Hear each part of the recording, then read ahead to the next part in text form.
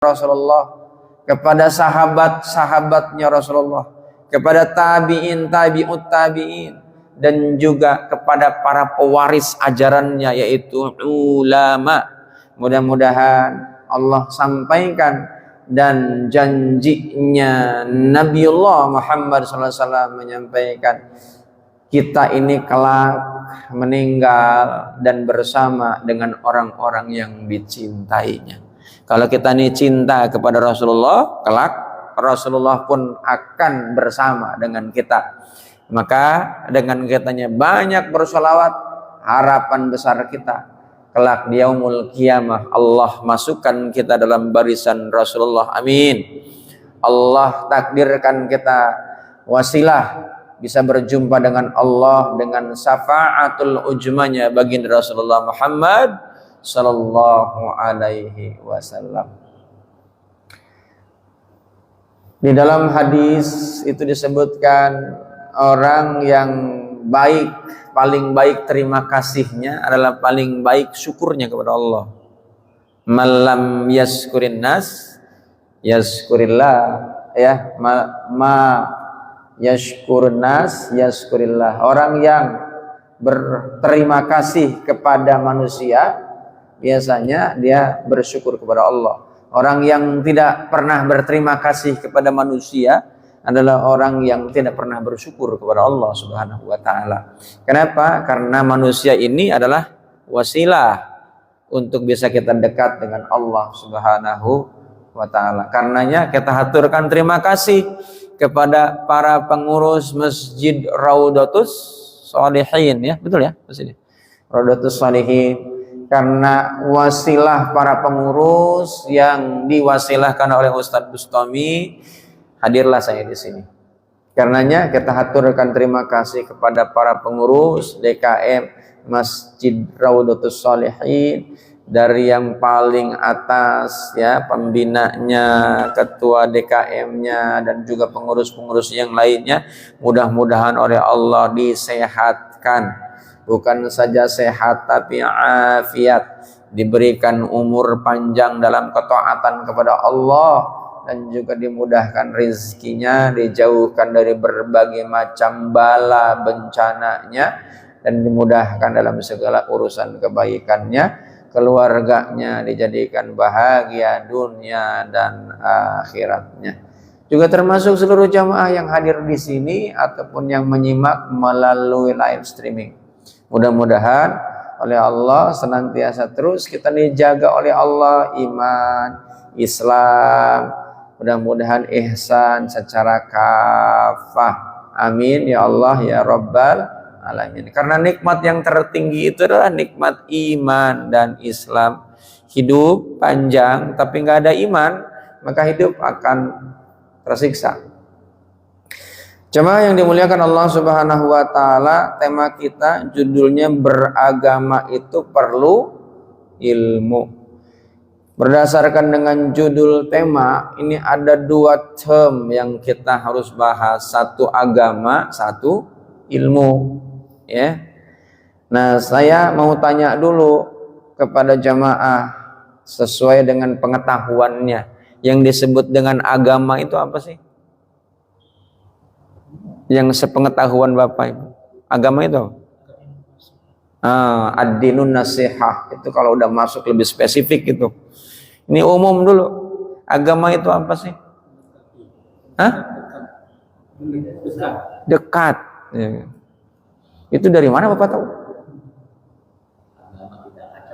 Agama tidak kacau, dari mana Bapak tahu?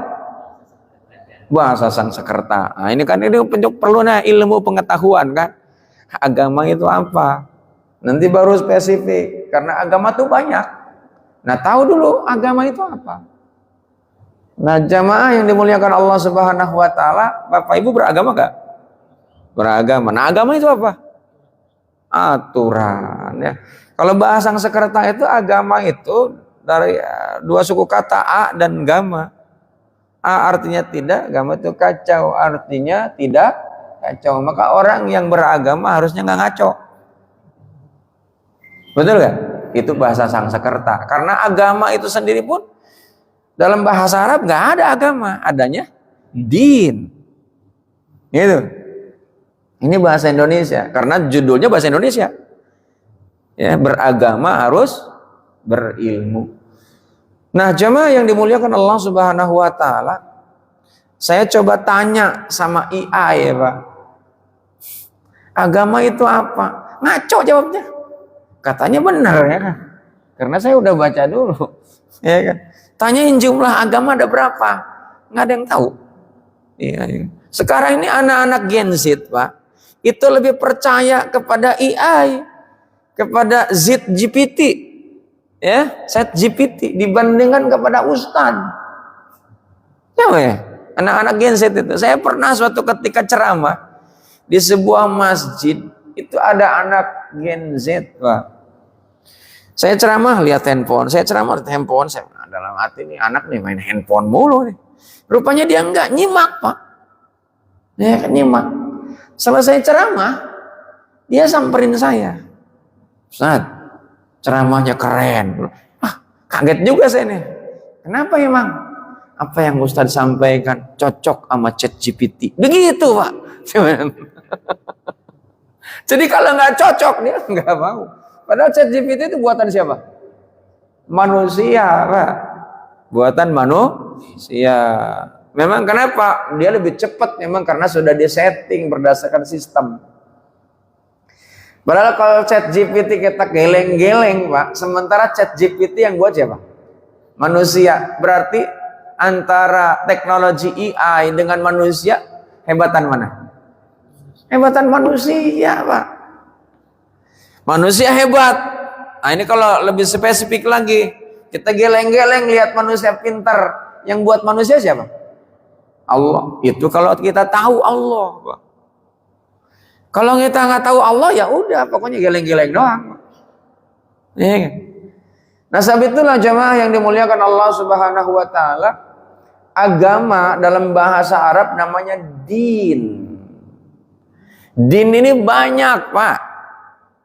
Ada para pakar mencoba untuk mengkalkulasi, mengumpulkan, mengkodifikasi tentang jumlah agama-agama yang ada di dunia, sampai kemudian diklasifikasikan, ada agama besar, ada agama sedang, ada agama yang kecil. Secara keseluruhan ada yang menyebutkan sampai 5.000 agama di atas muka bumi. Dan masing-masing agama itu punya simbol-simbol tertentu, Pak. Punya ritual-ritual tertentu. Di Indonesia saja, Pak, ini agama banyak, cuman yang diakui aja yang kita tahu kan. Apa yang diakui di Indonesia? Ada Islam, ada Kristen. Kristen aja ada beberapa tuh, Pak. Ada Katolik, ada Protestan, ada Advent, ya kan? Ada Ortodok, ya kan? Itu kalau lebih spesifik lagi. Kemudian setelah Kristen ada Hindu, Buddha, Konghucu, terus ada lagi kan? Yang dilindungi cuma itu ya? Iya, yang dilindungi. Nah, secara undang-undang di Indonesia, agama yang dilindungi oleh Indonesia ada 5 itu. Maka kalau kemudian kita ada orang otak-atik, nah hukum Indonesia yang berlaku itu. Bapak bisa dipenjara, maka ada ketentuan yang namanya SARA. Ya, SARA. Nih kalau lagi ceramah kita jelek-jelekin agama Kristen, misalnya jelek-jelekin agama Hindu, jelek-jelekin agama Buddha, apalagi live streaming, dengan bukti bisa diciduk. Gitu. Nah, sebab itulah kaitan dengan agama ini, Bapak, Ibu yang dirahmati Allah Subhanahu wa taala, itu perlu ilmu. Ya. Sebelum saya masuk ke ilmu, kita coba gali dulu tentang agama. Mudah-mudahan dengan waktu yang singkat ada informasi yang didapat. Nah, agama, jamaah yang dimuliakan Allah Subhanahu wa taala, ketika kita mempelajari dari sekian agama ini, tentu kan ada orang yang pilih kan, nggak semuanya orang campur aduk. Sampai kemudian ada orang yang karena dia bingung dengan ini agama begini, agama ini begini, ada begini. Sekarang bahkan di Timur Tengah ini tren anak-anak mudanya milih ateis, Pak. Apa boleh buka di internet. Kenapa? Karena agama bikin ribet. Agama bikin susah. Anak-anak mudanya tren itu ateis, Pak. Itu di Arab, termasuk Arab. Jadi jangan terkecoh dengan penampilan begini. Karena ini adalah tradisi Arab. Ya, jangan terkecoh penampilan begini. Ada jenggotnya, pakai peci. Mohon maaf, jangan tersinggung ini. Ya, pakai gamis. Karena itu adalah simbol. Ya, simbol apa? Simbol tradisi. Di Arab, orang Arab nggak ada pakai sarung, pakai baju koko begini. Kalau kita telusuri lagi, baju koko ini pun bukan milik orang Islam, nama aja koko. Koko itu dari mana? Cina, Pak. Ya kan? Cuman akhirnya karena sudah terakulturasi terus menerus menjadi sebuah tradisi.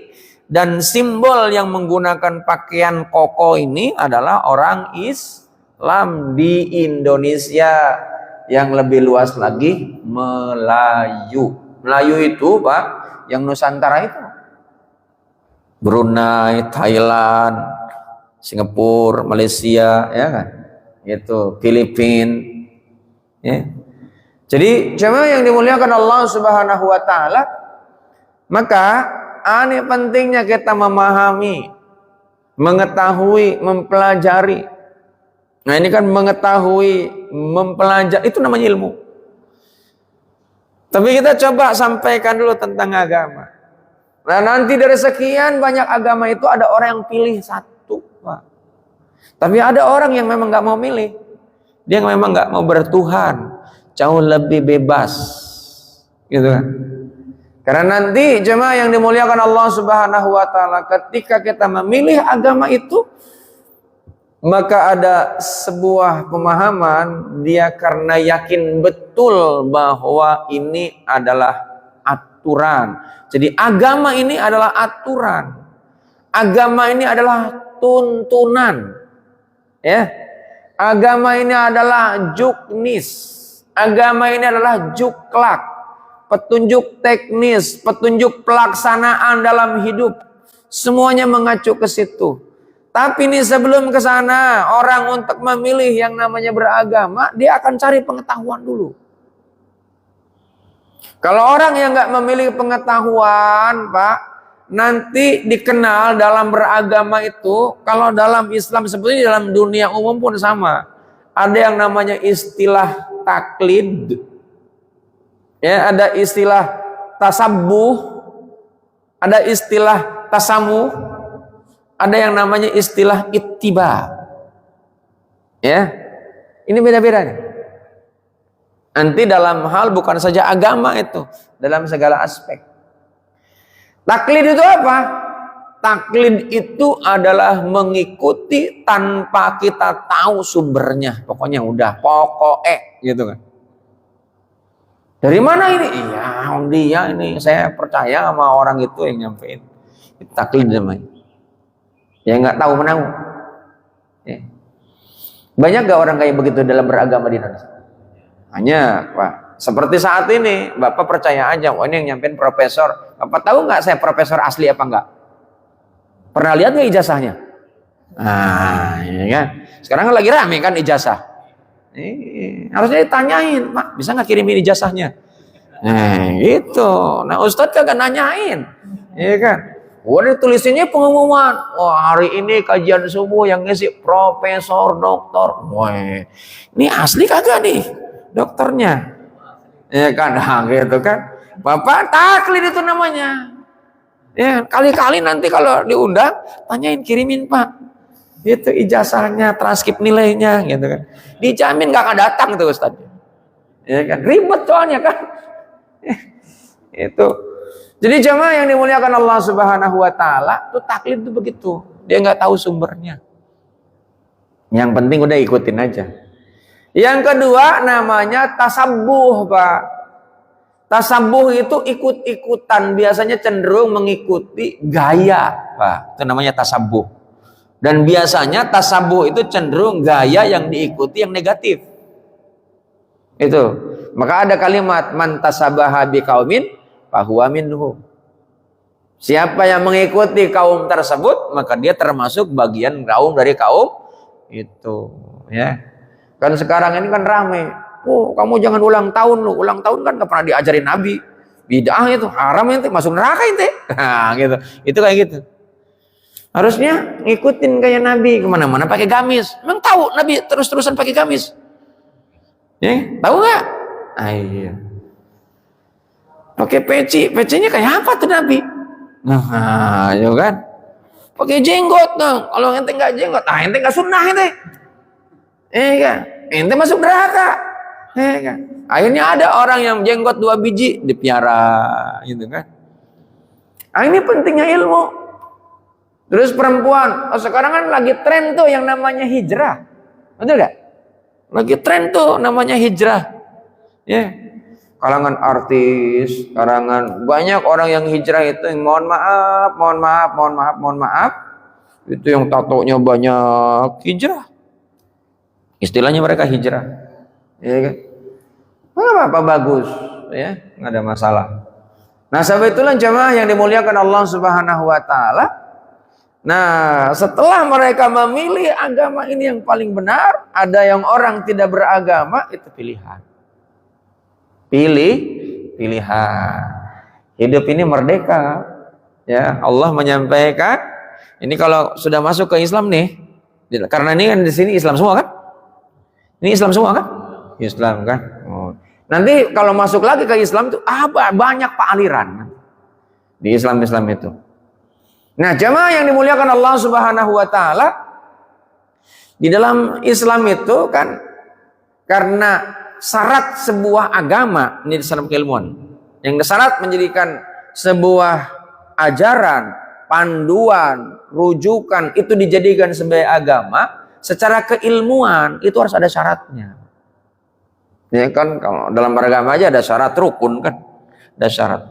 Sebuah panduan, sebuah keyakinan, sebuah ajaran itu dianggap menjadi agama itu ada syarat satu, itu ada Tuhannya. Maka ada penyebutan Tuhan. Di Islam sebutan Tuhannya Allah Subhanahu Wa Taala. Di ajaran Kristen ada namanya Yesus Kristus, ya. Ya, ajaran agama Hindu ada namanya Sang Hyang Widiwasa. Ya, di agama Buddha ada namanya Dewa. Ya. Dan tingkatan surga namanya Nirvana. Kalau kita sebutan surganya apa? Al-Jannah. Yang paling tinggi itu Jannatul Firdaus, ya kan? Kemudian yang kedua, bahwa ajaran itu dianggap menjadi agama selain ada Tuhan, ada kitabnya. Ya, ada kitabnya. Maka dulu kan rame-rame itu ada yang namanya Ahmadiyah. Mirip-mirip Islam. Ya, Tuhannya sama ke Allah. Nabinya beda. Kitabnya dia bikin sendiri. Itu kan. Dapat wahyu di mana? Gunung Salak. Kan? Dia bertahanus, dia bilang bersemedi. Ada orang bertahanus, ya. Kalau bahasa yang lain namanya dapat wangsit. Kalau orang kita namanya dapat pangsit. Nah, ya kan? Itu campur mie ayam kalau pangsit, ya kan? Dapatnya. Jadi jamaah yang dimuliakan Allah Subhanahu Wa Taala, ada kitabnya. Setelah ada kitabnya, ada utusannya. Namanya Rasul. Ya, presiden aja ada utusannya. Ya, sekarang ini ada utusan presiden, bidang ini. Nah, Allah ada utusannya namanya Rasulullah, ya. Kalau nabi itu kan dapat wahyu untuk diri. Kalau rasul dapat wahyu untuk umat. Rasul namanya. Ya.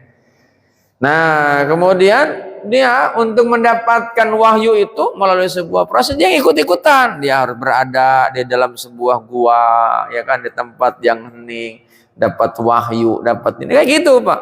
Karena berdasarkan pengetahuan yang sudah didapatkan, dia bikin reka-reka.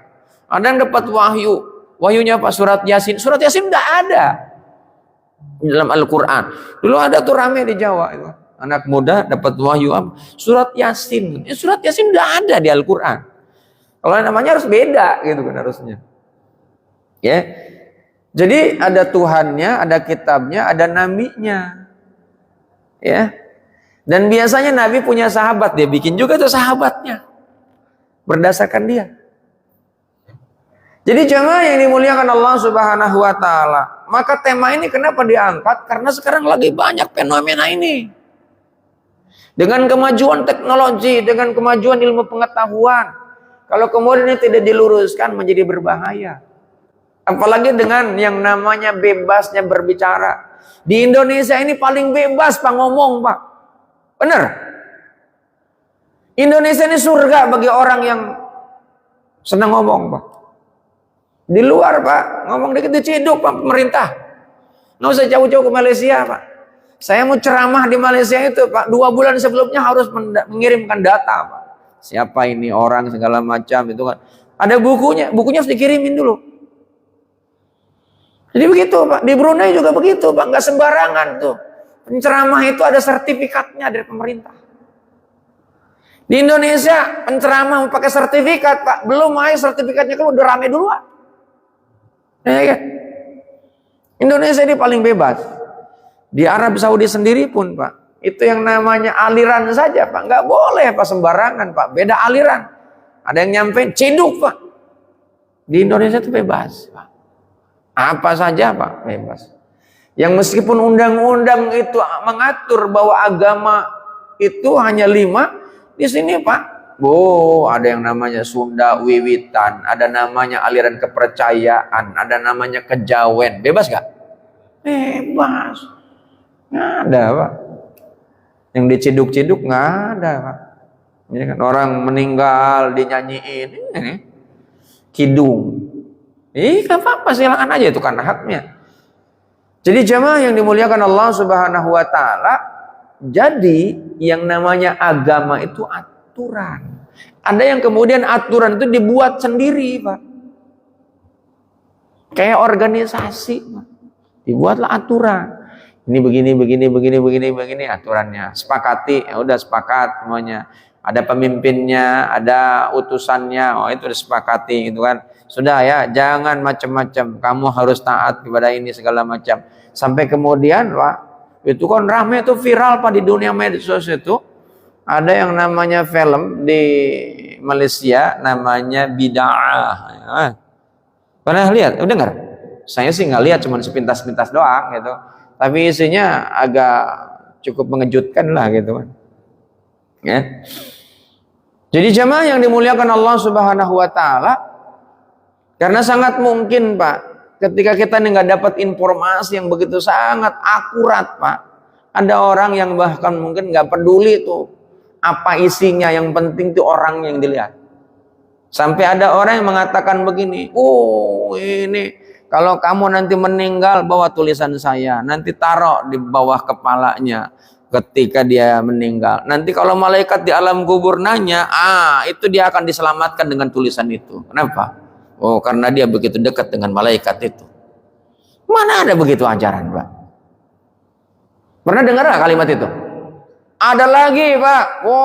Dia nih, kenapa nih orang ini bisa luar biasa? Isra Mirajnya 40 kali dalam sehari, Pak. Nabi Muhammad kalah, Pak. Seumur hidup Nabi Muhammad cuma sekali itu Isra Miraj. Ini sehari 40 kali, Pak. Keren gak tuh orang? Keren, Pak. Cuman keren ngibulnya. Super, Pak. Bahaya gak tuh? Bahaya. Tapi pengikutnya banyak gak? Banyak pengikutnya, Pak. Nah, sebab itulah jamaah yang dimuliakan Allah Subhanahu wa taala, ini pentingnya ilmu dalam beragama. Nah, sekarang meskipun ini saya global menyampaikan tentang agama, jadi kesimpulannya agama ini adalah tuntunan hidup, aturan hidup supaya hidup kitanya jauh lebih terarah, tidak kacau. Maka kalau bapak ibu beragama hidupnya kacau, berarti ini ada sesuatu nih dengan agama itu. Maka ada nih yang pembahasan kedua, namanya ilmu. Sekarang mau tanya, ilmu itu apa? Penting gak ilmu? Nah kalau penting, ilmu itu apa? Sesuai dengan pengetahuan bapak lah. Ilmu itu apa? Itu sesuatu yang tidak diketahui, dipelajari dan mengetahui. Oh, ilmu itu adalah sesuatu yang tadinya tidak tahu, dipelajari supaya kita jadi tahu. Ya, boleh lah. Ada lagi, ibu-ibu punya definisi nggak? Ilmu itu apa? Sesuai dengan pengetahuan ibu, ilmu itu apa? Nah, ya, ilmu itu apa? Yang disebut dengan ilmu. Saya kumpulkan ini namanya literatur. Cari dulu. Ini sebelum saya ngajar nih, baca dulu nih. Ya, jadi kalau saya lebih tahu duluan, nah itu saya karena baca duluan. Bisa saja, makanya kenapa saya tanya. Siapa tahu ada yang jauh lebih hebat dibandingkan saya. Ilmu itu apa? Sesuai dengan pengetahuan ibu aja dah. Apa itu bu? Ilmu? Hah? Tuntunan, ya boleh. Ada lagi? Hah? Jadi ilmu itu adalah, kalau saya ini coba kumpulkan dari beberapa literatur, panduan, penerang, pelindung agar seseorang tidak sesat dalam menjalani kehidupan. Ya, dalam hal apapun, termasuk dalam beragama. Tadi kan agama apa? Agama itu apa? Tuntunan supaya kita nih hidup jangan sampai kacau. Nah, kan tuntunan, untuk mendapatkan tuntunan itu kan perlu pengetahuan. Bahasa Arab namanya ilmu, yang ditarik, diadopsi menjadi bahasa kita, namanya ilmu. Bahasa Arab namanya ilmu. Ya. Saya masih lupa kelewat. Sebelum ke ilmu. Kaitan dengan agama-agama ini, Pak. Agama-agama ini. Kemudian kita memilihlah Islam, ya kan? Betul ya? Saya belum ke ilmu dulu, saya tadi lewat. Memilih Islam. Pertanyaannya, kenapa Bapak Ibu memilih Islam? Keturunan. Kayaknya nggak milih juga ya? Nggak milih juga, keturunan, ngikutin aja udah. Tadi kan ngikutin tuh ada taklid, ada tasabuh, ya, ada ittiba. Kalau tasamuh itu kan, tasamuh itu toleransi, tasamuh namanya. Kalau tasabuh kan ada taklid, tasabuh, ittiba. Kalau taklid ngikutin tanpa kita bertanya, tanpa mengetahui tentang sumbernya, itu namanya taklid. Pokoknya ngikut aja dah. Ya kejebur gitu kan. Pokoknya udah, itu taklid namanya. Kalau tasabuh itu ngikutin pada yang buruk. Ya, itu kalau taklid masih mending, Pak. Itu kalau tasabuh memang betul-betul buruk. Nah, kalau ittiba itu ngikutin tapi dia berusaha untuk mencari sumbernya. Itu namanya ittiba. Ya. Jadi ketika kayak sekarang nih ada kajian, maka dibukalah peluang untuk bertanya. Nah, itu adalah bagian daripada ittiba. Ini apa yang disampaikan benar apa enggak nih? Jangan-jangan itu hanya bisa-bisanya penceramah aja itu. Maka seringkali kan kita ngedengar karena nih, Bapak sudah dibikin trust dulu kan, percaya dulu sama penceramah gitu kan. Disampaikanlah menggunakan bahasa Arab. Padahal bahasa Arab itu kan bahasa keseharian bagi orang Arab. Yang pernah tinggal di Arab, dia menggunakan bahasa Arab. Ya, kemudian diambil karena ada kata-kata ulama yang dituliskan dalam bahasa Arab, namanya kitab. Ya kan? Kemudian orang awam nggak ngerti, dia sampaikan. Contoh misalnya, an-nadzafatu minal iman. Kemudian diakhiri supaya menguatkan, au kama qala Rasulullah sallallahu alaihi wasallam. Apa itu an-nadzafatu minal, ini contoh ya. Bahwa kebersihan daripada iman, bagian daripada iman, sebagaimana yang dikatakan oleh Nabi Muhammad SAW. Bapak kalau nggak nanya, Bahwa kebersihan sebagian daripada iman, benar nggak? Saya tanya ini, kebersihan bagian daripada iman, benar nggak? Hah? Secara bahasanya betul. Tapi kalimat anadzafatu minal iman, apakah pernah diucapkan oleh Nabi? Itu perlu ditelusuri. Maka kemudian lahirlah ilmu, namanya ulumul hadis. Ya, ini kan sekarang ini banyak Pak, ada orang Pak, oh ini ada hadisnya nih. Pak, hadis itu ada yang hadisnya dia muncul, kemudian hadis ini Pak ditimpa Pak, dimansuh kalau itu. Jadi hadis ini udah nggak berlaku lagi, datang hadis baru. Nah yang berlaku adalah hadis baru. Kita punya perjanjian, misalnya kan bikin perjanjian SPK dengan orang Pak. Ini kalau ketika nemuin kasus Pak, si pengacara nemuin berkas. Ya kan? Ada berkasnya nih. Tapi berkas ini Pak udah ditimpa sama berkas yang baru. Ini berlaku nggak? Enggak, cuma hanya contoh aja. Kayak begitu. Nah ini pentingnya ngaji. Nah sekarang ini banyak orang Pak. Ini karena ada kalimat begini Pak, ini pentingnya pakai ilmu nih. Beragama. Oh kalau saya nggak perlu pakai mazhab. Saya ini pentingnya ada Al-Quran dan hadis. Kalimat itu benar gak? Kalimatnya benar. Tapi menyesatkan gak? Menyesatkan. Bapak tahu dari mana itu Al-Quran dan hadis Pak? Dari mana? Saya tanya dari mana? Dari ulama. Dari guru. Nah nanti Pak, ini kalau orang yang belajar dan kritis, kita akan cari ini gurunya bener apa enggak. Bahasa keren tuh kompeten apa tidak. Makanya nanti ke depan itu, ini saya sarankan, kalau ngundang penceramah, mintain CV-nya. Nah kalau CV bisa dibuat gak? Bisa. Pak lampirkan ijazahnya. Dilegalisir ya. Gitu. Dijamin Pak, ini mungkin satu-satunya masjid Pak yang model kayak begitu Pak. Cari penceramah pakai minta ijazah.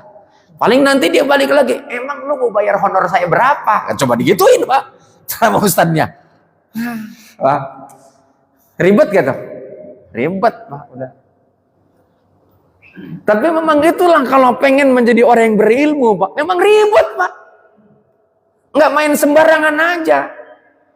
Emang nanti Pak, kenapa ribet? Nih Pak, imbalannya Pak, nggak kaleng-kaleng Pak. Jannah Pak. Kita nih, udah sholat seketemunya. Ya kalau ini beragama Islam nih, beragama semaunya. Ya tiba-tiba pengen masuk surga seolah-olah paling soleh. Bahaya itu Pak. Dan akhirnya apa? Nggak ada tuh yang namanya tasamu, bertoleransi kepada orang, nggak ada tuh Pak. Coba aja, menganggap diri paling benar, yang orang lain dianggap sesat. Bahaya gak? Bahaya Pak. Dan saat ini Pak, terjadi Pak. Mungkin masjid ini pun termasuk masjid yang gak disukain kali kan? Sama aliran-aliran tertentu. Kenapa? Ya karena Bapak tidak ngikutin sunnah. Ya kan? Begitu tidak ngikutin sunnah, nah menurut perspektifnya, sunnahnya itu adalah seperti ini, seperti berdasarkan dia. Dasar itulah jemaah yang dimuliakan Allah Subhanahu wa Ta'ala. Nah, ketika kita memilih, makanya lihat orang ketika memilih agama, setelah dia begitu banyak belajar agama-agama yang ada, dia jauh lebih hebat, jauh lebih luar biasa tuh orang Pak. Kenapa? Karena semua agama dia sudah alami dan dia sudah pelajari. Sampai akhirnya dia memutuskan bahwa ini agama pilihan yang terbaik menurut hidupnya. Karena memang ada sebuah klaim dari Allah bahwa agama itu di dunia nggak ada, hanya satu agama di dunia ini, itu klaimnya Allah. Tapi dengan catatan bapaknya yakin adanya Allah. Itu kan klaimnya Allah kan, yang diyakini oleh orang yang beragama Islam. Kalau klaimnya agama lainnya beda lagi Pak. Nah sebab itulah Pak, secara keilmuan gitu kan, Orang yang beragama itu ada urutannya, Pak. Enggak tiba-tiba langsung dia beragama Islam tanpa urutan sebelumnya. Urutan sebelumnya apa? Iman. Ya, iman. Iman itu apa? Yakin, dia meyakini. Ini belum masuk ke ilmu nih, udah jam 6 nih. Sampai jam berapa nih? Ini kayaknya chapter 1 kayaknya. Ya kan? Ini harus ada lanjutan ini. Kalau enggak bisa ini apa namanya? Confuse nih. Ya, bisa bias. Nah, jamaah yang dimuliakan Allah Subhanahu wa taala, kemudianlah milih sesuai dengan keyakinan. Ada kalimat di dalam Al-Qur'an, karena kalau kita yakin sama Allah, kita yakin kepada kalamnya Allah. Namanya firman Allah. Nah, karena kita memilih Islam, kalam Allah itu menjadi petuah, menjadi rujukan, menjadi panduan. Namanya Al-Quran. Al-Quran itu dari mana? Ada utusannya, karena kita nggak langsung mendapatkan Al-Quran itu. Kalau sekarang kan sudah dalam bentuk buku, dulunya nggak ada, ya kan? Ada utusannya yang menerima langsung dari Allah. Itu pun harus didasari dengan keyakinan. Namanya Rasulullah Muhammad sallallahu alaihi wasallam. Rasulullah itu namanya Muhammad sallallahu alaihi wasallam bin Abdullah. Ya. Di dalam Al-Quran, nah karena sudah yakin nih, ke dalam Al-Quran ada kalimat inna dina indallahil Islam. Tidak ada agama, itu Allah yang bilang, kecuali Islam. Jadi agama yang lain apa? Nah, itu kan pilihan dia. Ini harus betul-betul clear, fanatisme bahwa tidak ada agama di dunia ini. Ini menurut kita. Kalau menurut yang lainnya itu haknya dia. Ya, tidak ada agama kecuali Islam. Nah, Bapak, Ibu, ketika Bapak sudah mengatakan bahwa tidak ada agama selain Islam tadi, penjelasan yang namanya agama itu apa? Panduan, tuntunan, juklak, juknis dalam setiap aspek kehidupan. Begitu Bapak meyakini kalimat inna dina indallahil Islam, itu nanti di dalam Al-Quran ada kalimat lagi, Pak, tertuang di dalam surat kedua ayat 208. Karena Bapak sudah mengakui Islam sebagai agama, ya, satu-satunya dari Allah yang diridhoi, yang diakui, maksudnya diridhoi itu, maka Bapak harus baca Al-Quran surat kedua ayat 208. Apa yang disampaikan? Ya ayyuhalladzina amanudkhulu fis-silmi kaffah wala tattabi'u khutuwatis syaiton. Gitu. Ketika sudah memilih Islam, Bapak nggak hanya sekedar saya udah beragama Islam, itu di KTP, Pak. Maka ada kalimat dari Allah. Maka di kalimatnya diawali bukan ya ayuhan nas, tapi ya ayyuhalladzina amanu. Ya, ayo orang-orang yang sudah meyakini kebenaran Islam, bahwa Islam adalah satu-satunya agama yang diridhoi, maka ikuti aturan Islam, namanya silmi, Pak. Aturan Islam itu namanya silmi. Bagaimana cara menjalankan dan mengikuti aturan Islam itu? Kafah. Apa itu? Bahasa kita namanya keseluruhan, totalitas. Jangan dipilih-pilih. Mana yang enak dijalanin, mana yang nggak enak nggak dijalanin. Enak dan tidak enak itu tergantung bagaimana kita memiliki perspektif, persepsi dengan keilmuan. Nah, nanti kalau sudah menjalankan yang namanya aturan-aturan itu secara kafah, diikhtiari dengan semaksimal mungkin. Ya, jadi kalau yang namanya panduan itu, kita dari sejak tidur sampai bangun tidur dalam keseharian kita ini harus ngacu tuh. Nggak boleh lepas dari sesuai dengan pemikiran kita, nggak boleh. Ya, berdasarkan tafsiran kita nggak boleh, kecuali kita punya ilmu. Kalau enggak, bahaya itu. Ya. Nah, begitu sudah kita mengikuti aturan, ada kalimat lagi di dalam Al-Qur'an. Ya. Apa itu? Surat ke-19, surat Maryam ayat 15. Apa yang disampaikan? Wassalamu alaihi yauma wulida wa yauma yamut wa yauma yub'atsu hayyan. Maka kalau Anda sudah ngikutin aturan-aturan Islam, engkau akan disukseskan, dibahagiakan di dunia, disukseskan dan dibahagiakan di alam kubur, disukseskan dan dibahagiakan di yaumil akhir. Itu Bapak.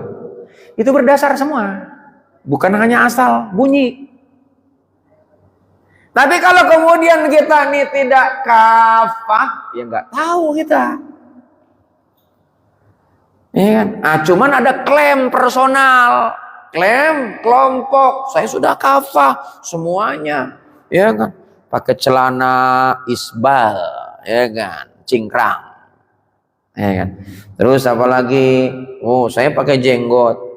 Cuman dia lupa, ada orang Pak, ada yang utama, ada yang bukan utama. Ada yang pokok, ada yang furu, ada yang namanya usul, ada yang namanya furu. Usul itu yang pokok, furu itu cabang. Ada orang yang menjadikan cabang jadi pokok, pokok jadi cabang. Ngaco gak tuh? Ngaco. Itulah pentingnya ilmu. Berantem Pak, kamu kagak berjenggot lu, malu, masuk neraka. Itu bid'ah namanya Pak. Bid'ahnya apa? Nuduh orang. Ya kan?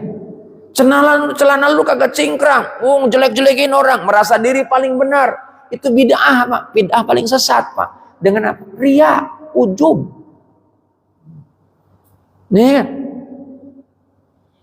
Kemudian yang baru ngedengar, ribet amat nih beragama, mendingan gua kagak beragama dah. Coba Bapak. Ribet Pak. Nah itu kalau orang yang nggak punya ilmu. Nah sebab itulah begitu kita sudah memilih Islam sebagai agama, maka Bapak ilmui itu Islam. Ilmu itu apa? Panduan. Ilmu itu apa? Petunjuk. Ilmu itu apa? Penerang. Ya. Dan lihat Pak, meskipun orang berilmu, ada nggak orang yang agamanya lebih bagus? Meskipun berilmu, ada nggak orang yang agamanya nggak bagus maksudnya? Ada nggak? Ada. Kenapa? Karena ilmunya ilmu umum. Tapi sebenarnya ilmu itu kan nanti dalam keilmuan, Pak, itu dibagi. Ada ilmu yang bersifat keagamaan, ada ilmu yang bersifat non-agama. Di era seperti saat ini, Pak, dia nggak punya ilmu agama, ngomong agama, Pak. Ada nggak yang bukan dokter ngomongin kedokteran? Ada nggak? Ada Pak. Bapak percaya nggak? Dia bukan dokter, ngomongin tentang masalah-masalah kedokteran. Dia, saya ahli bedah, saya ngerti Pak. Oh pokoknya ini ya. Gitu. Dia ngomong. Bapak kalau kemudian sakit jantung katakanlah, mau datang nggak mau orang itu? Dia bukan dokter ya, tapi dia ngomongnya meyakinkan gitu. Bapak mau nggak dibedah sama orang itu? Mau nggak? Nggak mau. Tapi sekarang ada nggak orang yang dia tidak mumpuni dalam bidang agama, kemudian diikutin banyak orang? Banyak nggak? Itulah pentingnya ilmu dalam beragama. Ya, dan itulah pentingnya kritis dalam beragama. Ketika Bapak Ibu memilih Islam, lihat Al-Quran surat Al-Imran ayat 190. Itu mengajarkan Allah kepada kita dalam beragama itu harus kritis. Kritis Pak. Kalau di pesantren kan nggak ada itu Pak, yang namanya santri nanya sama kiainya. Tabu itu Pak. Dia nunduk-nunduk gitu kan santri itu sama kiainya. Nggak ada boleh nanya. Sekarang masih agak mending kan Pak nanya. Tapi memang tradisinya memang sudah dicekokin tuh santri nggak boleh nanya Pak. Udah ikutin aja. Ini kalau ada yang nanya-nanya begitu, wah ini bahaya nih. Ya. Saya dulu lulusan pesantren Pak, begitu masuk kampus agak liar tuh Pak. Dulunya terkungkung pesantren, Begitu keluar dari pesantren, masuk kampus, wah agak liar, lebih liar dibandingkan orang yang liar, Pak. Serius itu. Namanya orang lepas dari penjara, istilah kasarnya kan begitu kan. Tapi belakangan, saya coba memadukan, Pak, antara ilmu pondok dengan ilmu kampus. Dipadukan, Pak. Ini enggak. Makanya kan kadang ada orang yang pondok gitu, tapi enggak mengenyam dunia pendidikan akademik gitu kan. Dia mondok di mana nih? Ngomong agama aja dia. Ya. Yang lebih bahaya lagi nih, Pak, gini. Dia ngomong tentang agama, kuliahnya pun bukan agama. Di Indonesia nih, Pak, ada pesulap dia ngomong agama. Penyanyi ngomong agama. Bahaya gak tuh? Ya nggak ada masalah sih kalau dia punya dasar, Pak. Tapi coba kita telusuri tentang latar belakangnya. Nah kan kalau tanpa ada ilmu, bahaya nggak? Bahaya, Pak.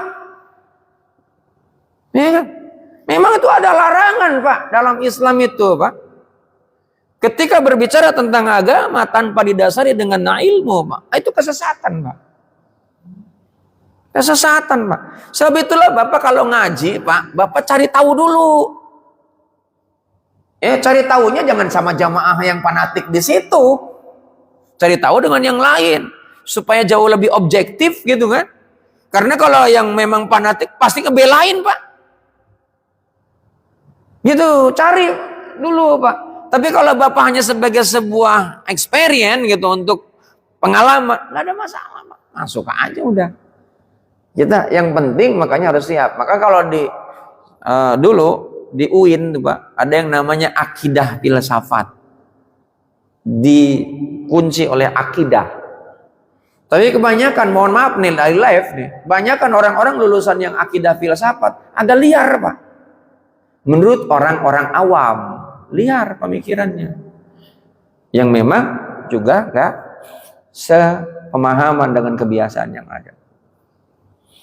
Nah, jamaah yang dimuliakan Allah Subhanahu wa taala. Maka begitu pentingnya ilmu dengan agama, Pak. Ada sebuah kaidah, Pak. Ada sebuah kaidah, apa kaidahnya? Di dalam kaidah tersebut, Pak, bahwa ilmu tanpa agama, sebenarnya ini yang menyampaikan itu adalah Albert Einstein, orang ateis. Albert Einstein orang ateis, Pak. Keilmuannya diakui dari sisi sains, Pak. Maka ilmu itu dalam bahasa Inggris namanya science. Ya. Ada juga yang menyebut dengan ilmu itu knowledge, skill, ya kan? Ilmu tanpa agama niscaya akan buta. Sebaliknya, agama tanpa ilmu maka dia akan lumpuh. Jadi ilmu dan agama itu hanya jadi satu kesatuan. Dan lihat di dalam ajaran Islam, karena di sini Islam semua. Karena Islam adalah agama, dari sisi syaratnya dan rukunnya bahwa Islam menjadi agama sudah terpenuhi. Meskipun agama terbesar di dunia itu bukan Islam. Ya. Jadi jamaah yang dimuliakan Allah Subhanahu wa taala, lihat begitu pentingnya ilmu dalam konsep ajaran Islam. Rasulullah pernah menyampaikan tolabul ilmi faridoh, ya. Faridoh itu fardu ain, wajib bagi setiap diri. Ya, tolabul ilmi faridoh ala kulli muslimin wal muslimat. Wajib hukumnya itu yang namanya menuntut ilmu. Supaya apa? Supaya punya penerangan, supaya punya panduan, supaya punya pengetahuan. Itu adanya ilmu. Kapan waktunya? Minal mahdi ilal lahdi, dari sejak lahir sampai meninggal. Jadi meskipun udah sepuh, Pak, masih wajib hukumnya selama masih hidup, Pak. Selama masih punya daya ingat. Kalau udah meninggal udah selesai, finish untuk menuntut ilmu. Kewajiban untuk menuntut. Jadi kalau wajib dalam ilmu fikih, dalam ilmu hukum, itu dosa kita hukumnya. Kalau kita nggak menuntut ilmu, di taklim nggak pernah, baca nggak pernah, ya kan, nanya nggak pernah, dengerin juga kagak. Orang bodoh, Pak, itu. Ya minimal saat ini kan, meskipun Pak Syarat rukun belajar itu Pak, kalau ngikutin Al-Quran, surat yang pertama kali diturunkan menurut jumhur ulama, namanya surat apa? Surat Al-Alaq ayat 1 sampai 5, Pak. Itu syarat yang namanya nuntut ilmu itu harus ada gurunya, harus ada ilmunya yang dipelajari, ada muridnya.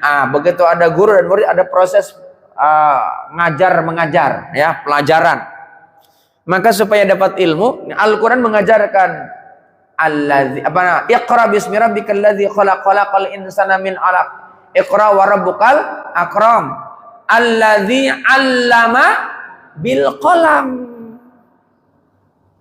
Ada kitab, ada tulis. Ngaji yang benar itu ada nulis, Pak. Ini ada yang nulis nggak? Ini menyalahi aturan ini. Dijamin keluar hilang semua ini.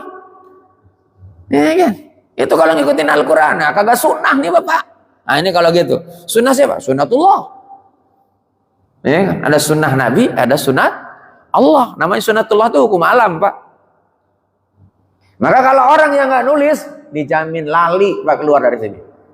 Lupa. Makanya lihat, ulama-ulama dulu, orang-orang yang berilmu zaman dulu, Pak, meninggalkan jejak. Legasinya adalah tulisan, namanya kitab. Saya pun nulis buku, Pak, cuman saya nggak bawa aja. Kalau dulu kan ada yang pernah beli juga dulu. Saya nulis buku, karena kan tidak selamanya saya hidup. Itu legasi, Pak. Nulis, Pak. Jadi jemaah yang dimuliakan Allah Subhanahu wa taala, baru setelah perantaraan yang namanya tulis menulis, Pak, kita ini harus berserah penuh sama Allah. Kenapa? Karena yang mengajarkan orang yang tadinya tidak tahu menjadi tahu itu Allah, Pak. Alladzi 'allama bil qalam 'allamal insana ma lam ya'lam. Tapi sebelumnya, Pak, Iqra bismi rabbikal ladzi khalaq, khalaqal insana min 'alaq. Iqra wa rabbukal akram. Satu, libatkan Allah. Setelah melibatkan Allah, bukan hanya melibatkan Allah, Pak. Akan Iqra bismi rabbikal ladzi khalaq. Karena Allah telah menciptakan kita. Dijelaskan oleh Allah, kita ini dari yang hina sampai kemudian jadi darah, jadi daging, ya, dikasih tulang belulang segala macam. Kemudian Pak, muliakan Allah. Ya, Iqra wa rabbukal akram. Kalau orang yang memuliakan Allah pasti akan memuliakan ilmu. Memuliakan ilmu, dia memuliakan guru. Kenapa memuliakan guru? Karena perintah Allah, atiullaha wa atiur rasul wa ulil amri minkum. Taat Allah, taat Rasul, taat orang yang berilmu, Pak. Ulil amri itu yang ngurusin segala urusan tuh orang yang berilmu, Pak. Kalau nggak berilmu, Pak, bahaya ngurusin urusannya. Cuma ada yang menerjemahkan, Pak, sebagian kecil ulil amri itu pemerintah, tapi jumhurnya adalah ulama. Ya. Nah, jemaah yang dimuliakan Allah Subhanahu wa taala. Karena ilmu adalah penerangan, Pak. Kita ini seringkali kan kalau di bulan Ramadan ada kalimat syahrul ramadan alladzi unzila fihil Qur'an. Betul kan? Lanjutannya apa? Hudan linnasi wa bayyinatil huda wal furqan. Al-Qur'an ini itu sumber ilmu, menjadi petunjuk bagi manusia, Pak. Menjadi petunjuk untuk bisa membedakan mana yang hak, mana yang batil. Itu Al-Quran. Kalau Al-Qurannya diilmui, cuman hanya sekedar dihatamkan. Hatam berapa kali? Itu Pak bahasa tradisi yang awam. Ya, tadarus itu asal kata dari darosa, artinya pelajaran. Tadarus itu belajar, Pak. Bukan membaca. Kalau nih sudah berapa kali hatam, itu baca doang, Pak. Namanya qiraah. Qiraah. Ya, tapi kan Al-Quran itu asal kata dari qiraah, bacaan. Iya, Pak. Baca itu, Pak, supaya menjadi sarana untuk dapat ilmu. Nah, cuma nih Al-Quran supaya jadi ilmu, Bapak perlu ulama. Ulama itu orang yang lebih tahu, Pak. Jangan abain itu ulama, maka jadi sesat, Pak. Kalau Bapak nih ngikutin ajaran agama, udah nggak perlu pakai mazhab, nggak perlu pakai ulama, udah Al-Quran aja sama sunnah. Karena memang Rasulullah pernah nyampaikan, taraktu fikum amra ini. Ya kan? Aku tinggalkan 2 warisan. Intamasaktum bihima. Engkau tidak akan pernah sesat dengan 2 warisan itu. Apa itu? Al-Quran dan Sunnah. Udah itu aja, udah. Nggak ada itu perintah mazhab. Kira-kira kalimat itu benar nggak? Ngaco, Pak. Bapak nih, ibarat Bapak berobat ke dokter, Pak. Nah, kan? Bahwa kita datang ke dokter untuk apa?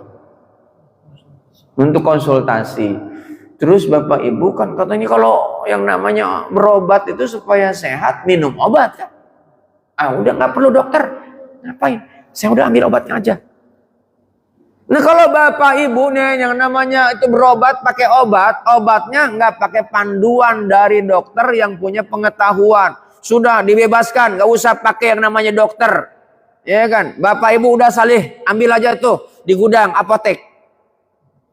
Kira-kira apa yang terjadi? Semaput, Pak. Ya, nggak akan bisa itu minum obat sehari 3 kali, dosisnya seperti apa? Itu yang tahu dokter, bukan apoteker, Pak. Ada juga, Pak, beli obat langsung ke apotek tanpa resep. Ada nggak? Sembuh nggak? Nah, itu untung-untungan. Ya kan? Kalau orang yang nggak punya pengetahuan minum obat kan pengen langsung caspleng tuh kan? Padahal itu bahaya, Pak. Minum herbal. Wah, itu banyak orang herbal. Oh, dia langsung. Orang awam itu, Pak, minum obat, Pak. Itu langsung pengen sembuh. Padahal itu bahaya, Pak. Nggak ada. Obat itu berproses, Pak. Itu hukum alam, Pak. Hukum alam itu berproses. Ya, berproses. Sebab itulah, karena itu berproses, Pak. Orang yang paham minum obat itu, dia akan sabar, Pak. Karena sedang berproses. Tapi orang yang nggak sabar nyari obat yang langsung cespleng, itu ternyata kimianya tinggi, Pak. Dikasih dosis tinggi, maka jangka panjang Bapak bisa kena ginjal, bisa jantung, bisa ini. Enggak, memang langsung tiba-tiba, Pak. Bapak ya pengennya sembuh langsung, Pak. Maka kalau Bapak ke dokter umum, Pak, sakit apapun dikasihnya apa? Paracetamol, Pak. Panadol. Nah itu, Pak, saya sakit. Udah resepnya. Panadol, paracetamol. Itu. Tapi kalau ke spesialis, Pak, itu nggak diapa-apain, Pak. Wah, kasih lab dulu. Di lab pun, Pak. Pak, periksa lagi ya. Diulang lagi. Terus kata orang yang nggak ngerti, ribet amat, bolak-balik. Diambilin darah terus. Sama beragama begitu, Pak. Ribet amat dalam hidup. Emang begitu, Pak. Dalilnya mana? Ini dalilnya bener apa enggak? Sahih apa kagak? Ini sohi. Lu kata doang lu sohi. Padahal lu aslinya sohi. Tahu nggak artinya sohi? Kagak tahu. Kagak beres, Pak. Coba. Udah kalau nggak denger sohi, udah aja ngikutin, Pak. Kagak dengerin, Pak. Tapi kalau ada yang kritis, Pak, dikejar, Pak, dia. Gitu, Pak. Nah, sebab itulah jamaah yang dimuliakan Allah Subhanahu wa taala. Ini pentingnya ilmu supaya ini beragama ada dasar ilmunya. Rasulullah itu, Pak, berilmu, Pak. Makanya lihat, karakter yang melekat pada diri Rasulullah itu fatonah, Pak. Tahu nggak fatonah itu apa? Itu cerdasnya di atas rata-rata, Pak. Bukan lagi cerdas, Pak. Maka sebutannya bukan alim, kan? Tapi fatonah. Itu penyematan karakter yang melekat pada diri Nabi, kecerdasannya di atas rata-rata. Kenapa? Karena Allah yang kasih. Kalau orang pada umumnya alim, ya kan? Al-alamah. Ya, guru besar, padahal orangnya kecil, ya kan? Guru besar, ya kan? Jadi jamaah yang dimuliakan Allah Subhanahu wa taala, sementara itu dulu dah. Udah jam 6:30 ternyata ya. Nggak terasa. Ada yang mau nanya? Harus ada yang nanya, Pak, kalau dalam pengajian. Kalau nggak ada yang nanya berarti kagak nyambung itu. Silakan. Silakan jemaah.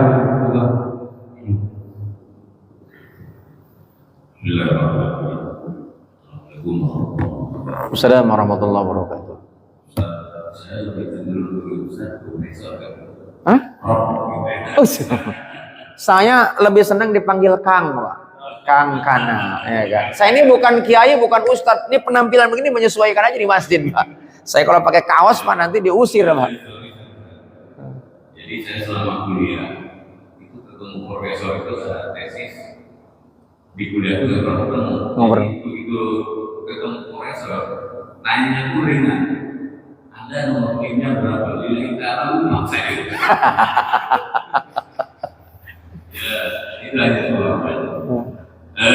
Yang ingin kami tanyakan tadi kalau tidak salah menyimak yang pertama bahwa kajian ini harus dilanjutkan. Kalau suami dijabarkan kembali. Jadi kalau selama ini hanya kami menanyakan dengan mungkin jemaah lain juga ada yang bertanya sama. Tadi Allah mengklaim bahwa Inna dina indallahil Islam. Ya, bahwa agama tapi kembali ke surat Al-Kafirun ayat 6 bahwa lakum dihukum Waliyadun. bagimu agamamu bagiku Agamaku. artinya bahwa Al-Quran sendiri firman Allah mengakui adanya agama lain. Nah ini supaya tidak Confused. iya terima kasih Bapak siapa Pak? wasit Pak Wasid, bukan wasit ya. bukan kalau pakai teh di lapangan. Oh di lapangan, Pak Wasid ya. Pak Wasid yang baik, keren pertanyaannya Pak. Jadi gini, kan tadi dalam beragama, dalam kehidupan itu ada taklid, ada tasabuh, ada tasamuh, ada ittiba. Itu ulama yang ngasih. Berdasarkan dengan redaksi-redaksi hadis yang ditafsirkan oleh para ulama. Dan itu pentingnya ulama, Pak. Meskipun ada hadisnya, hadis kadang-kadang masih umum, ya. Maka disesuaikan dengan kondisi yang ada, maka lahirlah ulama. Kita nggak bisa menafsirkan. Saya juga nyontek doang, Pak. Ini. Saya nggak menemukan tentang sesuatu yang memang saya coba tafsirin, nggak. Saya hanya nyontek aja. Maka saya bisa ngomong karena saya baca. Kalau nggak baca, Pak, saya nggak bisa ngomong nih, Pak. Nah, kaitan dengan yang tadi itu, Pak. Bahwa Allah mengklaim inna dina indallahil Islam, itu bagi yang meyakini bahwa Islam adalah agama yang dipilih oleh kita, dan kemudian mari kita tanamkan dalam pikiran kita bahwa tidak ada agama yang paling diridhoi oleh Allah kecuali agama Islam. Berarti kalau yang paling diridhoi ada agama lain kan?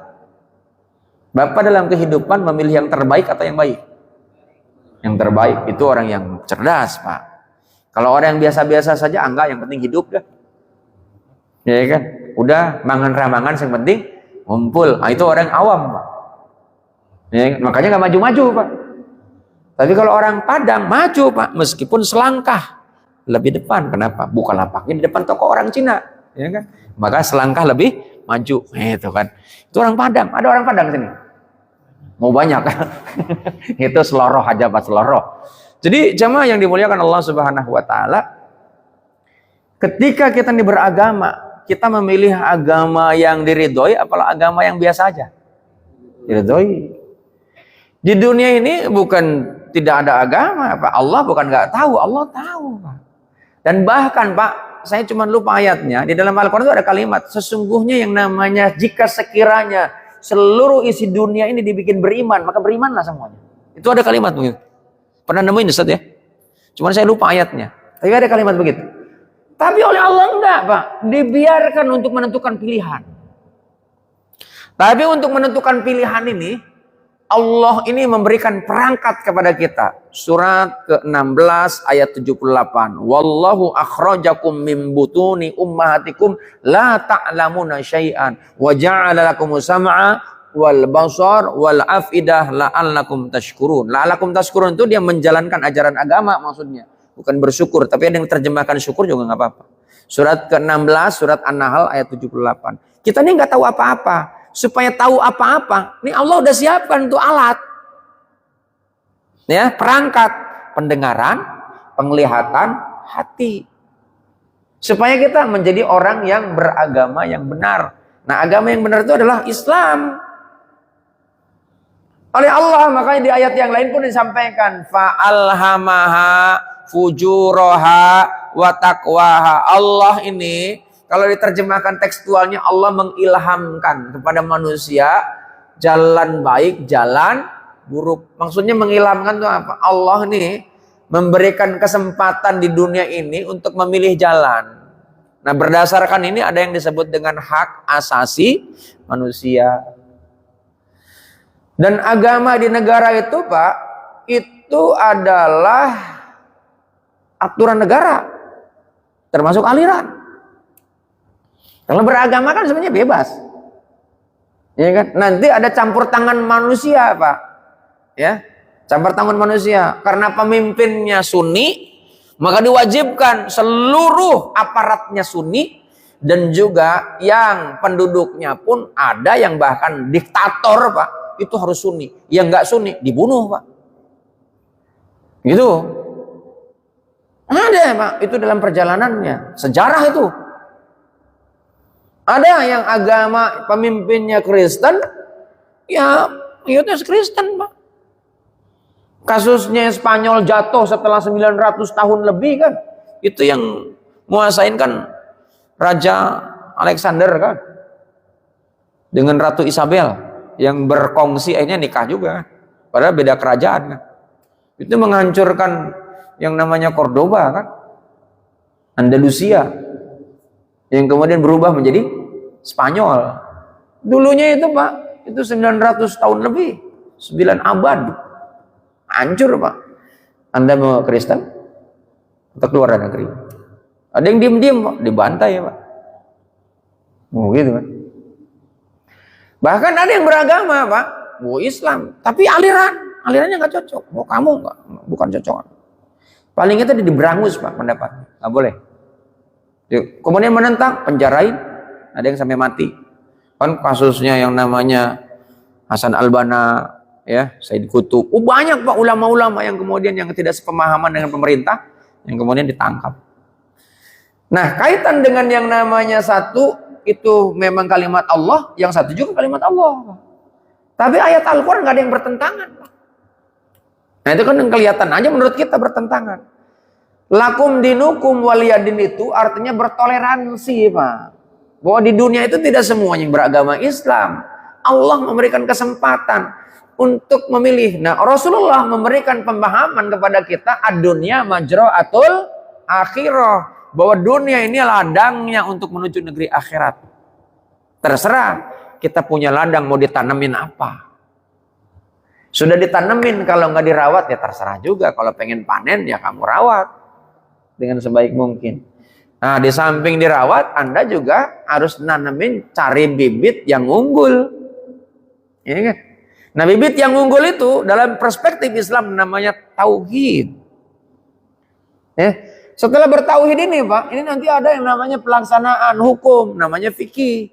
Ada orang yang fikih nggak mau dia mengikuti ulama mazhab, ngikutnya kepada Nabi dan Rasul, kepada Allah, Al-Quran dan Sunnah. Nggak pakai mazhab ya. Ya, saya bilang itu nggak beres, Pak. Mohon maaf. Mohon maaf. Memang Rasulullah nggak nyuruh, Pak, kita nih milih satu mazhab. Tapi ini supaya nggak rancu, Pak, pilih aja. Nggak, saya Ahlus Sunnah wal Jamaah. Nanti Ahlus Sunnah wal Jamaah pun macam-macam, Pak. Ada Maturidiyah, ada Asy'ariyah. Nah, gitu. Lebih runyam lagi itu kalau saya jelasin. Ya. Nah, kaitan dengan lakum dinukum waliyadin, Allah itu memberikan kesempatan. Agamaku adalah milikku, agamamu adalah ya milikmu. Silakan jalankan sesuai masing-masing. Asbabun nuzulnya dulu Rasulullah itu jangan maksain yang lain. Karena Rasulullah nggak pernah maksa sebetulnya. Hanya menyampaikan saja informasi, Pak. Menyampaikan informasi, nggak ada maksa, Pak. Cuma agak terganggu karena lambat laun banyak orang yang ngikutin. Ya, akhirnya turunlah ayat surat Al-Kafirun itu. Ya sudah, dalamin agama kita, nggak usah usik-usik agama yang lain. Bagaimana caranya supaya orang lain tertarik? Maka perlihatkan bahwa agama yang dianut oleh kita yang terbaik. Bagaimana yang dianggap terbaik? Yang kelihatan oleh manusia itu ya akhlaknya baik. Akhlak yang baik seperti apa? Akhlaknya Nabi. Kenapa? Karena Al-Quran mengajarkan laqad kana lakum fi Rasulillah uswatun hasanah. Itu kita kembali lagi sana. Jadi itu nggak bertentangan, Pak. Kita nih ketika sudah memilih Islam, ya sudah pegang teguh itu Islam. Sampai bahkan Rasulullah sampai gerahamnya pun itu sampai apa namanya? Digigit sekuat-kuatnya gitu. Tentang keyakinan yang kita miliki. Kira-kira gitu, Pak. Mudah-mudahan dapat tercerahkan. Ada lagi yang lain? Ya, silakan. Assalamualaikum warahmatullahi wabarakatuh. Assalamualaikum warahmatullahi wabarakatuh.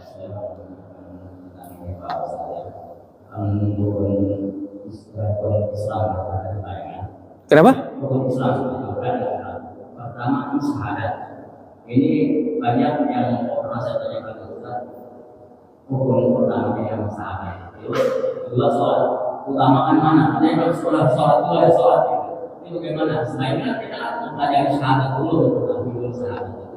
Tapi utamakan sholat. Oh iya. Tapi utamakan syahadat dulu atau sholat dulu? Kan sholat ya syahadat enggak. Ini gimana? Assalamualaikum warahmatullahi. Rukun itu adalah sesuatu kewajiban yang harus kita lakukan yang ada di dalam. Ada syarat dan rukun, Pak. Kalau syarat itu kewajiban yang harus dilakukan sebelum itu kita melakukan sebuah ketentuan, ya, praktek ataupun perilaku, ya, ataupun apapun lah ya. Itu syarat. Syarat sahnya sholat. Di luar sholat tuh ada berarti. Apa itu? Ada wudhu, ada segala macam itu kan. Ya, kalau rukun sholat ada niat, takbiratul ihram, baca fatihah, baca salawat, baca tasyahud, nah gitu kan. Nah itu. Jadi, nah kalau ada kalimat utamakan sholat itu setelah orang sudah bersahadat. Nah kalau belum bersahadat suruh utamakan sholat, dikemplang, Pak. Gua orang Kristen, lu suruh ngutamain sholat, gimana? Rukun itu, Pak, urutan, Pak. Itu dari mana urutannya? Rasulullah yang ngasih. Itu ada hadisnya yang diriwayatkan oleh Imam Muslim, Imam Bukhari, Imam Tirmizi, banyak, Pak, yang meriwayatkan dari Sayyidina Umar Ibn Khattab. Suatu ketika Rasulullah sedang duduk, tiba-tiba datang seorang laki-laki yang berpakaian putih, rambutnya hitam, rapih, klimis, tapi orang nggak ada yang kenal karena pemikiran orang-orang yang saat itu hadir para sahabat.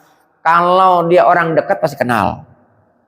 Kalau orang jauh pasti lusuh karena pasti mengalami perjalanan. Ini nggak ada yang kenal, tapi rapih, klimis seperti orang yang baru mandi. Bertanya-tanya, dia duduk di hadapan laki-laki itu. Duduk di hadapan Rasulullah, lututnya beradu dengan Rasulullah. Ditanya, akhbirni ma huwal Islam. Hai Rasulullah, tolong menjelaskan kepada saya itu apa Islam. Dijelaskan, antusyhadu alla ilaha illallah Muhammadur Rasulullah. Itu kan dijelaskan. Nah, itu yang kemudian jadi rukun Islam. Itu urutannya, Pak. Syahadat itu tauhid, Pak. Syahadat itu. Makanya pokok ajaran Islam itu ada 3. Iman, Islam, ihsan. Ya. Akidah, ibadah, akhlak. Ya. Jadi pokok ajaran Islam itu ada 3 gitu. Ya, akidah, ibadah, akhlak, iman, Islam, ihsan. Islam di situ sebenarnya bukan agama tapi syariat.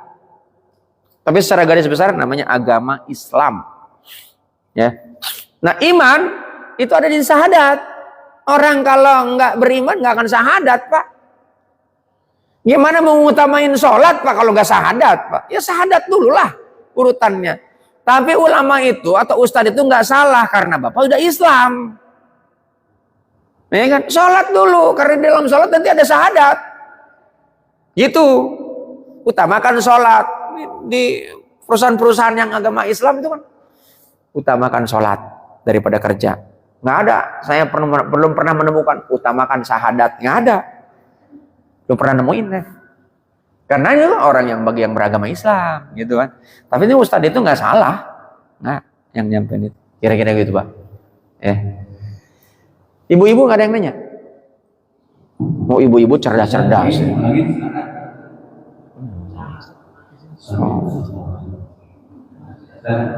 Ada? Oh, Ustaz Bustami. Ini soalnya online banyak yang nanya juga ini. Silakan. Assalamualaikum warahmatullahi wabarakatuh.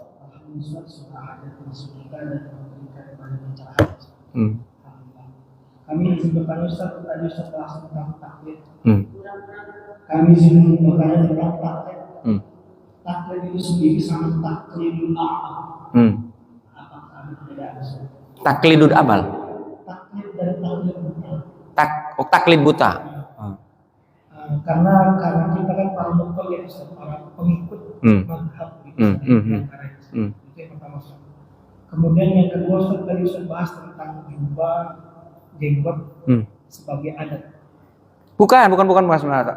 Jadi ini, itu harus dipahami juga. Jadi bukan adat. Karena ini ada yang tersinggung nanti kan. Jadi ada orang gini, kan ada kewajiban itu, ada yang wajib, ada yang super wajib. Ya kan? Kayak orang nyium hajar aswad sunnah. Tapi melindungi orang dari sakit itu wajib. Ya kan? Ikutin sunnah Rasulullah bagus gak? Bagus. Tapi ketika nyium hajar aswad pakai nyikut orang, kekerasan, boleh gak? Nah boleh. Sama halnya berjenggot itu sunnah. Karena Rasulullah ngajarin. Tapi kemudian menuduh orang tidak berjenggot itu tidak menjalankan sunnah, itu mana lebih bagus? Mana yang lebih bagus? Nah itu. Jadi kalau mau pakai jenggot silakan, ya enggak juga nggak apa-apa. Tapi jangan kemudian memojokkan yang lain tidak berjenggot. Atau misalnya ada orang yang berisbal, isbal itu cingkrang. Itu sunnah, karena di atas mata kaki. Itu ada hadisnya, Pak. Di hadisnya memang itu enggak mansuh enggak. Tapi kemudian ada orang yang tidak menggunakan isbal, kemudian menganggap bahwa dirinya lebih soleh. Bahaya nggak? Bahaya. Isbalnya nggak ada masalah. Gitu. Tapi ketika menuduh orang, nah itu masalah. Gitu. Nah kemudian tentang, lanjut lagi pertanyaan. Tentang jenggot dan jubah Ustaz.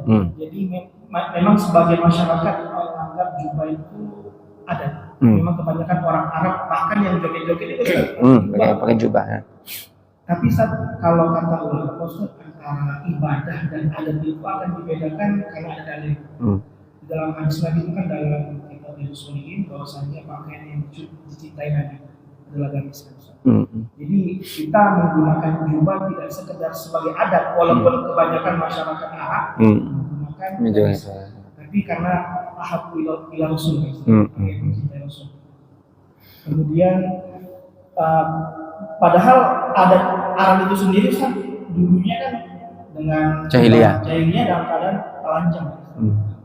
Jadi kami pengen diperjelas lagi antara adat dan ibadah. Jadi bukan sekedar adat tanpa harus menyalahkan juga orang yang pakai koko. Betul. Selagi tetap pakai apa? Untuk aurat gitu kan. Betul. Tapi ternyata dalam hadis lagi itu adalah pakaian yang dicintai. Betul. Jadi ada sebuah kalimat dari Nabi, innamal a'malu binniyat wa innamal likulli imri'in manawa. Asbabul wurudnya hadis ini kaitan dengan hijrah seorang muhajir. Ya. Nggak disebutin Rasulullah dan sahabat itu selalu menjaga tentang aib. Maka nggak disebutin namanya muhajir. Muhajir itu adalah orang yang ikut berhijrah. Tapi hijrahnya bukan karena Allah, karena wanita. Ya kan? Fisiknya ngikut hijrah. Kenapa kok ketahuan? Karena laki-laki ini ngomong, Pak. Kalau nggak ngomong ya nggak ketahuan. Nah kemudian keluarlah kalimat dari Rasulullah dari lisannya. Ini namanya hadis qauli. Ya. Rasulullah dalam sebuah riwayat menggunakan pakaian gamis. Orang yang ngelihat ya pakai gamis. Ya ngikutin, Mak. Tapi nggak ditanyain. Tapi ada orang yang karena cinta kepada Rasulullah. Cinta kepada Rasulullah itu kan bagian daripada perintah dari Allah. Ya. Dan di dalam Al-Quran itu kan Kul in kuntum tuhibbunallah fattabi'uni yuhibbukumullah. Orang yang cinta kepada Allah harus cinta kepada Nabi. Orang yang namanya cinta itu dalam bahasa yang lain itu ngefan, Pak. Lihat, Pak, kalau orang ngefan, Pak, dulu, Pak, era-eranya mungkin zaman Pak Wasid ya kan, ngefannya Elvis Presley, gitu kan. Nah, Mick Jagger masih hidup ya. Rolling Stone, ya kan. Kemudian banyak ya penyanyi. Ini Pak, gayanya celananya cutbray. Nggak ada cambang pun ditempelin bulu domba. Gitu. Saking ngepennya apa namanya internalisasi itu kan. Nah sama cinta kepada Nabi, dia akan cari tahu Nabi itu gayanya seperti apa sih. Sampai kepada pakaiannya, jenggotnya, segala macamnya, gerak kering kelangkanya. Cuman sayangnya Pak, dalam berintonasi nggak diikutin, dalam keramahan nggak diikutin. Itu ada Pak. Dia pakaiannya oke gitu kan. Tapi ini sama orang Pak, prejudice Pak. Karena Nabi nggak pernah Pak. Nabi itu kalau ceramah Pak nggak pernah itu caci maki, nggak pernah. Mana ada Nabi mencaci maki Pak. Dilemparin batu di Taif aja Rasulullah itu kan santun Pak. Didoakan tuh yang ngelemparin, kalau masuk ke neraka lo, babi, setan, anjing, begitu Pak. Coba kalau misalnya kayak kalimat begini, saya dipotong nih kalimatnya. Wah ini ulama ngomong babi anjing, gitu kan? Kayak gitu Pak. Nah itu kalau mengikutin sunnah, kata tadi kan, ya ayyuhalladzina amanu dkhulu fis-silmi kafah, totalitas. Kemudian keluar dalil kan. Yang namanya kuntum khaira ummah ukhrijat linnas ta'muruna bil ma'ruf wa tanhauna 'anil munkar. Dia bilang, kan untuk menjadi khairu ummah itu ada amar ma'ruf, ada nahi munkar. Terus ada yang menerjemahkan nahi munkar itu harus dengan kekerasan. Emang harus dengan kekerasan? Nahi munkar harus dengan kekerasan enggak? Enggak, Pak. Amar ma'ruf harus dengan kekerasan? Enggak juga, Pak. Nanti belajar ilmu psikologi. Saya emang aja belajar ilmu psikologi. Saya belajar SDM. Saya S1 komunikasi dan penyiaran Islam. Bahasa kita namanya dakwah kalau orang Islam. S1-nya saya dakwah. Saya mondok pesantren. Kemudian S2 ngambil SDM, psikologi, terus agama. S3-nya ekonomi Islam. Kemudian guru besarnya SDM. Saya makanya sering banyak ngajar di perusahaan-perusahaan kaitan dengan pembenahan SDM. Nah, sama halnya orang ngelihat sebelum sholat subuh ada 2 rakaat kan? Sholat apa itu? Iya, sholat sunnah apa? Sholat sunnah fajr. Itu tergantung kita tanya sama orangnya. Betul gak? Kalau kita ngelihat kan nanya, ya 2 rakaat aja udah. Tapi perspektif kita, persepsi kita, kayaknya sholat sunnah qobliyah. Belum tentu juga. Siapa tahu dia tahiyatul masjid. Ya kan? Karena ada hadis yang memerintahkan ketika masuk masjid, ya sholat tahiyatul masjid. Itu yang pertama. Apalagi kalau misalnya masih basah, ada syukrul wudu. Ya kan? Kayak tadi saya sholat 3 kali kan, 2-2. Ya, tahiyat masjid, saya lakukan sholat taubat juga tadi. Ya, karena takut dosa nih. Atau saya banyak dosanya, bukan sholat taubat. Ada yang berpendapat begini. Sholat taubat tuh nggak usah ngapain terus-terusan sholat taubat. Sholat taubat tuh kalau punya dosa, saya kan punya banyak dosa Pak, makanya saya sholat taubat terus-terusan gitu kan. Ya kalau dia dosanya dikit ya nggak apa-apa, silakan aja pendapat itu kan. Ya, enggak, ini dalilnya ada. Ya, saya juga punya dalil gitu kan. Oh saya baca kitab, ya saya juga baca kitab gitu kan. Nah itu nggak kelar-kelar Pak debat. Nah itu yang dilihat, maka harus ditanyakan. Ya kan? Jadi sholat 2 rakaat itu belum tentu sholat qobliyah. Sama orang pakai gamis, pakai jenggot. Apakah kita harus tanya juga, ini sunnah apa bukan? Ya. Dari mana taunya? Ya karena ada informasi. Ya ada informasi. Kemudian ada orang yang niatnya bukan ngikutin Rasul Pak, supaya kelihatan lebih soleh. Ya kayaknya nggak ganti-ganti gamis kemana-mana. Soalnya kalau pakai gamis kan orang agak percaya sama saya nih. Nah, ini kayak ustadz nih, ya kan? Begitu saya Pak keluar pakai celana lepis, pakai kaos oblong, saya sehari-hari begitu. Nggak ada yang nongol, ustadz, nggak ada Pak. Padahal yang udah kenal saya ngaji sampai 3 tahun Pak di masjid itu, kagak ngenalin Pak. Nggak ngenalin Pak, bener itu. Nggak ngenalin. Bahkan saya tegur duluan tuh orang. Ini real pengalaman ini. Pak, apa kabar Pak? Assalamualaikum gitu. Gimana kabarnya? Saya nanya bapak ini si Fulan gimana? Oh baik. Tapi dia nanya, Anda siapa ya? Oh saya bilang astagfirullahaladzim. Saya bilang istighfar kan. Siapa? Masa bapak kagak kenalin? Suaranya saya kenal sih. Cuman saya orangnya siapa gitu ya. Gitu. Baru saya jelasin. Ya Allah, mohon maaf ya Ustadz. Baru dia kan begitu dijelasin kan. Gitu. Sama halnya Pak, ketika pakai pakaian gamis Pak. Ada orang yang dimanfaatkan untuk menipu. Ya kan? Ada dimanfaatkan untuk mengelabui orang. Ada orang ikut sholat subuh pakai gamis, pakai sorban, maling motor. Ya kan? Nah, kita coba niatkan. Memang itu ada redaksinya, ada rujukannya. Nah, kita niatkan ya, kita niatkan berjenggot, ya, isbal, pakai gamis itu karena ngikutin Rasulullah, ya. Ini jam 6:30. Ini ada. Saya izin boleh jawab yang online ya? Boleh ya? Yang pertama, Ustadz, saat ini ada orang yang taklid, bukan taklid, taklid, ya. Taklid buta dalam belajar agama Islam karena pandangan mereka harus berguru dengan satu guru saja. Karena menurut mereka guru yang lain dianggapnya sesat. Bagaimana tanggapan Ustadz? Nah, itu masalah. Ada kalimat ana khairu minhu. Kalimat siapa? Iblis. Aku lebih baik dibandingkan dia. Kalau kelompok ini lebih baik dibandingkan kelompok yang lain. Nah, itu sesat, Pak. Belajar itu oleh Rasulullah nggak dibatasi dengan siapa saja, termasuk belajar ilmu yang paling batil, itu pun boleh. Belajar namanya, bukan praktek. Untuk apa? Untuk mengetahui mana yang hak, mana yang batil. Kalau Bapak belajar yang hak saja, Pak, dari mana Bapak tahu bahwa ini hak, ini batil? Kalau Bapak nggak tahu yang batil.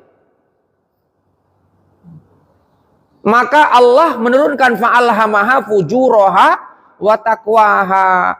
Ngaji itu jangan satu guru. Bisa saja apa yang saya sampaikan keliru.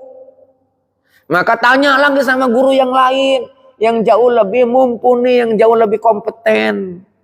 Jangan hanya satu guru. Kalau satu guru itu nanti, Pak, itu kultus. Iya, akhirnya apa? Itu seperti film bid'ah. Bayangkan wajah walidnya. Wah, gitu kan. Supaya engkau bisa ketemu dengan Rasulullah. Ya kan?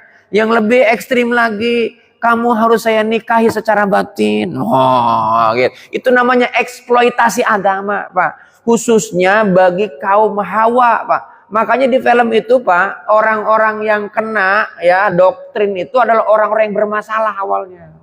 Yang kemudian hijrah. Saya tidak menyalahkan kelompok yang hijrah, itu cakep, Pak. Tapi ketika Anda hijrah, Anda kemudian menutup diri tadi pendapat orang dari ilmu yang lain, Pak, itu bahaya, Pak. Apalagi kalau Anda hanya gandrung kepada satu guru, ketika yang namanya guru itu mengklaim, Pak, bahaya, Pak. Gitu. Karena Sayyidina Umar Ibnul Khattab itu menyampaikan al-quwwah bil jamaah. Yang bagus itu adalah ketika berjamaah. Artinya apa? Banyak, Pak. Makanya lihat ulama pun, Pak, nggak mengklaim sendiri, tapi jumhur ulama. Bukan pendapat sendiri, Pak. Kalau pendapat sendiri, manusia bisa nggak keliru? Rasulullah mengklaim kulu bani Adam khoto.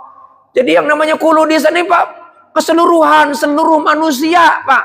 Bukan kulu bersifat khusus seperti yang namanya kulu bid'ah dolalah. Nah, itu harus ngaji tentang khusus kitab kulu, Pak. Itu ada khusus pembahasan tentang kulu. Karena ada apa nama? Kulu bid'ah dolalah. Nah, karena kalimatnya begitu, dia nggak ngerti tentang yang namanya kulu di situ. Sehingga semuanya yang tidak dilakukan oleh Nabi bid'ah. Tapi giliran Al-Quran tidak dianggap bid'ah. Kan tidak dilakukan oleh Nabi itu. Emang membukukan Al-Quran Nabi lakuin? Enggak. Itu zaman sahabat. Tapi giliran Al-Quran enggak. Tapi giliran Al-Quran dicium. Bid'ah itu sesat itu. Itu gak benar itu. Rasulullah gak pernah cium Al-Quran. Itu namanya gak ngaji, Pak. Gimana mau cium Al-Quran ibadatnya setelah sahabat?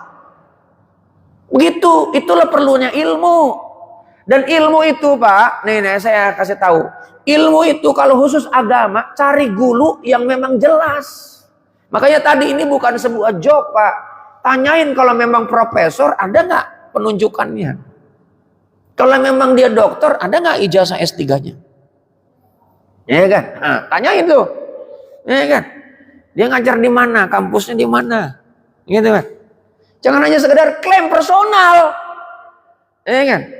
Jadi yang namanya taklid itu, Pak, itu pasti buta. Kalau yang nggak buta namanya ittiba, ngikutin tapi dia tahu sumbernya. Kalau taklid itu dalam berilmu itu nggak boleh taklid, Pak. Makanya itu ada namanya, kenapa? Itu untuk mengekang supaya orang lain nggak banyak nanya. Karena ketika banyak nanya, Pak, cuman kadang gini, kan di dalam Islam itu ada namanya akhlak. Akhlaknya Rasulullah itu santun dengan siapapun, apalagi yang mengajarkan ilmu.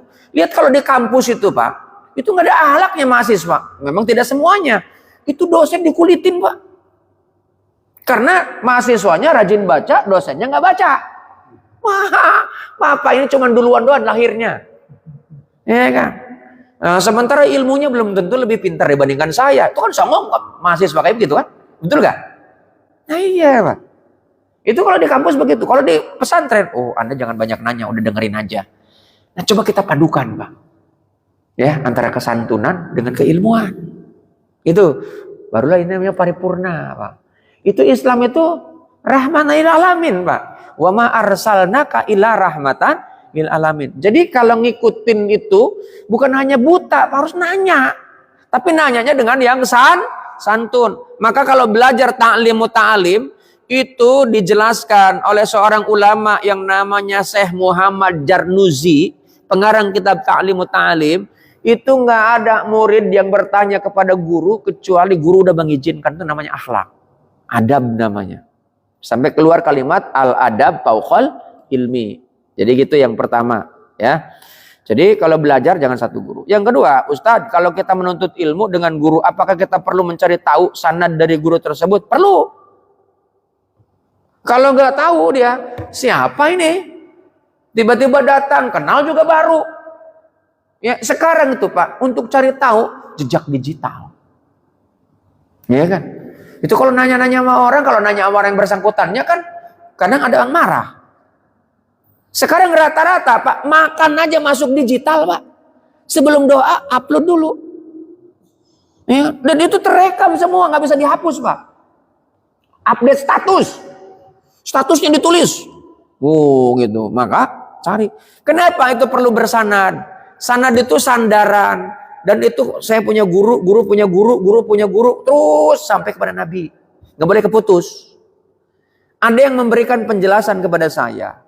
Ada orang yang mencoba mensohikan hadis yang doib, yang mendoibkan hadis yang sohi. Namanya Syekh Albani. Syekh Albani itu pinter, Pak. Cerdas. Tapi dia di perpustakaan. Ya kan? Rajin baca. Dia nggak punya guru, gurunya terputus. Nah itu meskipun pinter, Pak, kalau kita nih belajar tentang agama, itu harus bersanad, nggak boleh keputus. Gimana caranya ngetahuin? Memang agak susah, Pak. Kejujuran dari gurunya, ya kan? Itu. Jadi perlu bersanad. Kemudian yang ketiga, suami saya malah sholat ke masjid. Apakah sholat di rumah sah? Kalau ditanya tentang sah, ya sah. Karena setahu saya laki-laki itu harus sholat di masjid. Itu pendapatnya sahabat. Sayyidina Umar itu memerintahkan untuk membakar rumah yang di dalamnya ada laki-laki sholat. Ya itu saking kerasnya. Ya. Jadi kalau ditanya tentang sah, Pak, jangankan di rumah, di jalan juga boleh. Sholat di pinggir jalan, jangan di jalan, kalau di jalan tabrak orang. Ya, di pinggir jalan sah kalau ditanya sah di rumah. Cuman yang memang paling baik ya di masjid, Pak. Ya kan, di masjid, tempatnya memang khusus gitu kan. Yang keempat, Ustadz, gaji saya sebagai ASN, berapa waktu ini telat selama efisiensi anggaran, itu bagaimana hukumnya? Gaji saya, maksudnya apa ya pertanyaannya? Ustadz, gaji saya sebagai ASN beberapa waktu ini telat selama efisiensi anggaran. Oh, dia dapat gaji telat gitu kan, dapat gaji. Ya nggak ada masalah kan, namanya orang mungkin gini, kalau misalnya saya punya perusahaan, ya kan kalau ASN kan negara kan, negara itu kan ada aturan. Nah sekarang ada pengetatan anggaran, ya, kemudian gajinya telat. Ditanya hukumnya gimana? Hukumnya ya tinggal diinformasikan aja, kan sudah diinformasikan oleh presiden. Kondisi kayak kita saat ini sedang kondisi yang memang darurat ekonomi. Iya kan? Maka kemudian ada dihematin, sekarang ada penghematan. Kemudian gajinya telat. Ditanyain hukumnya gimana? Ya hukumnya nggak apa-apa. Iya. Hah? Iya. Kalau ditanyain gimana sikap? Kalau ditanya sikapnya, sabar. Kalau ditanya tentang hukumnya, ya nggak ada masalah hukumnya. Nggak ada hukumnya gitu kan. Ya kecuali, nah itu nggak ada informasi. Ya, duit ada, tapi nih gaji ditelat-telatin. Haram itu pemilik perusahaan. Berarti negara yang siapa? Ya pemimpin negara yang haramnya, gitu ya. Cukup ya. Udah ini soalnya ibu-ibu nungguin nasi udah dibolak-balik gitu. Berubasi ya. Mudah-mudahan manfaat. Mohon maaf kalau ada yang kurang-kurang ya. Inilah sekemampuan yang saya tangkap dari hasil baca ya. Mudah-mudahan kita semuanya dapat mengamalkan. Kita semuanya dapat mengamalkan dengan sebaik mungkin. Dalam beragama itu harus ada ilmunya. Hadanallah ya kumain. Assalamualaikum warahmatullahi wabarakatuh. Waalaikumsalam warahmatullahi wabarakatuh. Alhamdulillah, Allah